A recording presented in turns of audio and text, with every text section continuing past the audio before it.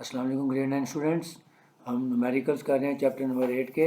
अभी तक हमने क्वेश्चन नंबर 1 से लेके 6 तक किए थे। आज इंपॉर्टेंट एग्जांपल्स कर रहे हैं। एग्जांपल नंबर 8.5, 6, 7 और बुक का क्वेश्चन नंबर 7। बहुत इंपॉर्टेंट क्वेश्चन हैं, अक्सर पेपरों में रिपीट होते हैं। चलें स्लाइड पे चलते हैं सीधे।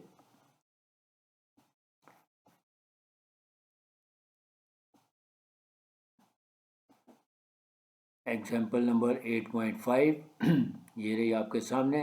अ container has 2.5 litres of water at 20 degree Celsius. How much heat is required to boil the water.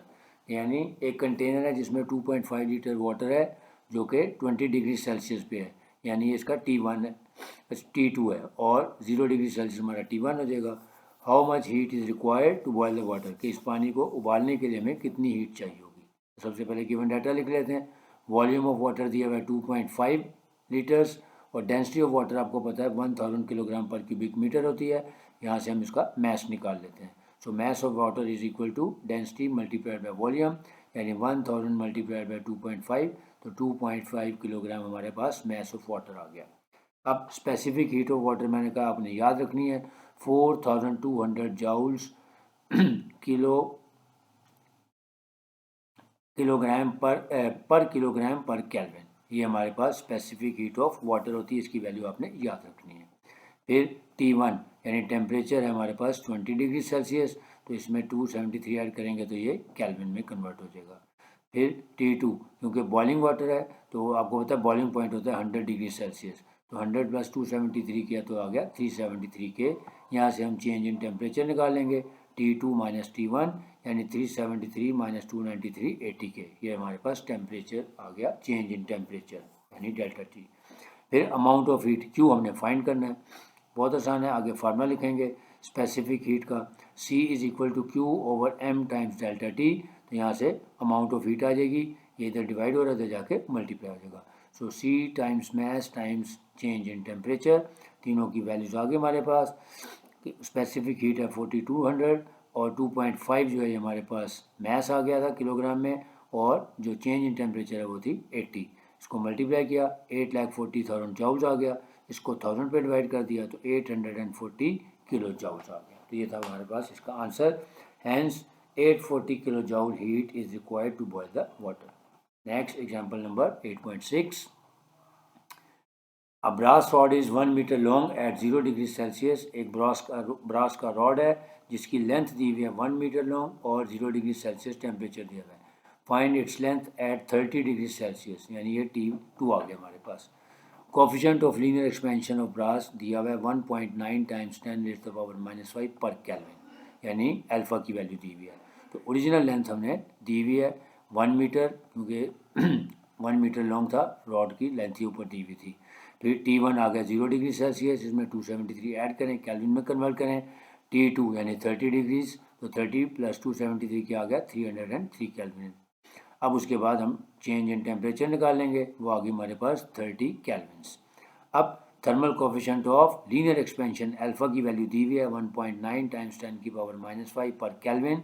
अब हमने फाइंड क्या करना है, न्यू लेंथ फाइंड करनी है। तो बहुत आसान हो गया, हमारा गिवन डाटा कंप्लीट हो गया।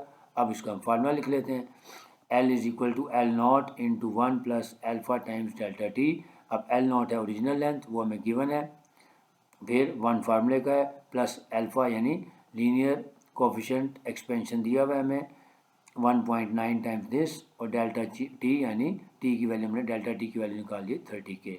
अब इसमें वैल्यूज पुट कर दें। सो एल नॉट आ गया हमारे पास 1 था, 1 मीटर था तो 1 आ गया, इंटू 1 फार्मूले का था, प्लस 1.9 टाइम्स 10⁻⁵ मल्टीप्लाइड बाई 30।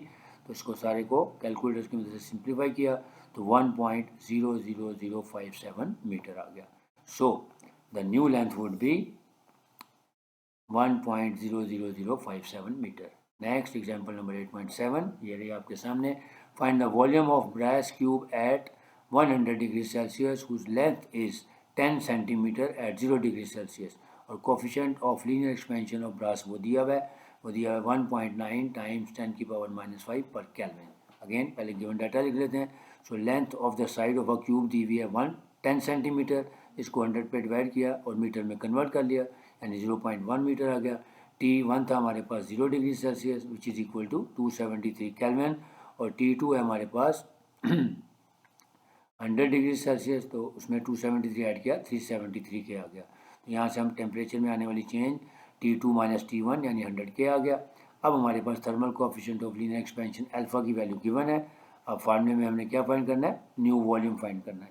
तो फार्मूला लिखेंगे अब हमारे पास क्योंकि बीटा की वैल्यू नहीं दी हुई थी, हमें अल्फ़ा की वैल्यू दी हुई थी, तो ये भी पता है कि जो बीटा होता है वो 3 टाइम्स अल्फ़ा के इक्वल होता है। तो इसलिए लिखा since beta is equal to 3 times alpha, so alpha की वैल्यू को 3 से मल्टीप्लाई कर दें तो हमारे पास बीटा की वैल्यू आ गई 5.7 टाइम्स 10⁻⁻5। अब हम वॉल्यूम के लिए फार्मूला यूज़ करेंगे। ओरिजिनल वॉल्यूम निकालने का फार्मूला है L³ यानी 0.1 का क्यूब ले लें, वो आंसर आ जाएगा 0.001 मीटर क्यूब। अब हम फार्मूला पुट करेंगे वॉल्यूम वाला, so V is equal to V0 into 1 plus beta times delta t.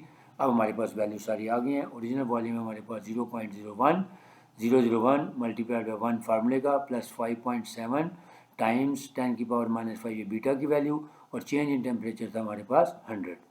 अब इसको मल्टीप्लाई कर दिया तो हमारे पास आंसर आ गया 1.005 टाइम्स 10⁻⁻3 मीटर क्यूब। तो यही हमारे पास वॉल्यूम ऑफ द क्यूब आ जाएगा। अब आते हैं बुक के इंपॉर्टेंट क्वेश्चन नंबर 7 पे। How much ice will melt eight 50,000 joule of heat, यानी 50,000 जूल ऑफ हीट दिया हुआ है। अब हमने उसकी मेल्टिंग हाउ मच हीट यानी क्वांटिटी फाइंड करनी है कि अमाउंट ऑफ हीट फाइंड करनी है, जबकि लेटेंट हीट ऑफ फ्यूजन यानी जो मेल्टिंग की हीट दी हुई है वो दी हुई है 3,36,000 जूल्स पर किलोग्राम। तो अमाउंट ऑफ हीट फाइंड करनी, अमाउंट ऑफ हीट हमें गिवन है, क्यू की वैल्यू दी हुई है 50,000 joule, latent heat of fusion हमें दी हुई है 3,36,000 जूल्स पर किलोग्राम, और फाइंड करना हमने मैस ऑफ आइस फाइंड करना है कि कितना हमारे पास मैस ऑफ आइस आएगा।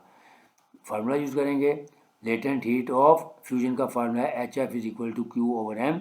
यहाँ से हमने क्रॉस प्रोडक्ट किया तो m times HF is equal to Q आ जाएगा, लेकिन हमने फाइंड किसकी वैल्यू करनी थी, मैस की, तो mass is equal to Q over HF। तो क्यू की वैल्यू है 50,000 और HF की वैल्यू हमारे पास है 3,36,000, डिवाइड कर देंगे 0.15 किलोग्राम आ गई। अब इसको 1000 से मल्टीप्लाई कर दें ताकि हमारा आंसर 150 ग्राम आ जाएगा। Hence the mass of the ice would be 150 kilogram.